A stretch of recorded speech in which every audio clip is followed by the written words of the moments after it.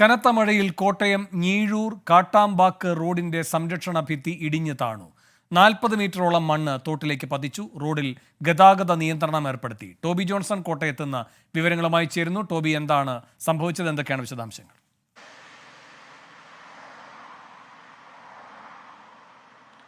ഇന്നലെ വൈകുന്നേരത്തോടു കൂടിയാണ് ഈ സംഭവം ഉണ്ടായതെന്നാണ് നമുക്ക് മനസ്സിലാക്കാൻ സാധിക്കുന്നത്. എന്തായാലും ഈ വഴിയുള്ള ഗതാഗതം എന്തായാലും തടഞ്ഞിട്ടുണ്ട്. ശക്തമായ മഴ കഴിഞ്ഞ ദിവസങ്ങളിലെല്ലാം പെയ്യുന്നുണ്ടായിരുന്നു. അതേ തുടർന്നാണ് ഈ ഭിത്തി ഇടിഞ്ഞത്. സംരക്ഷണ ഭിത്തി ഉണ്ടായിരുന്നു, അത് ഇടിഞ്ഞ് തോട്ടിലേക്ക് വീണത് എന്നാണ് നമുക്ക് മനസ്സിലാക്കാൻ സാധിക്കുന്നത്.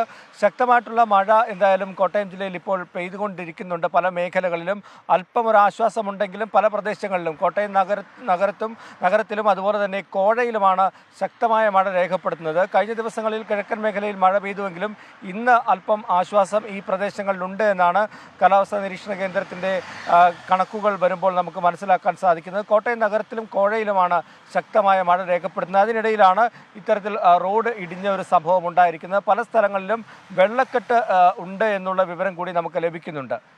ശരി, ടോബി ജോൺസൺ കോട്ടയത്ത് നിന്ന്.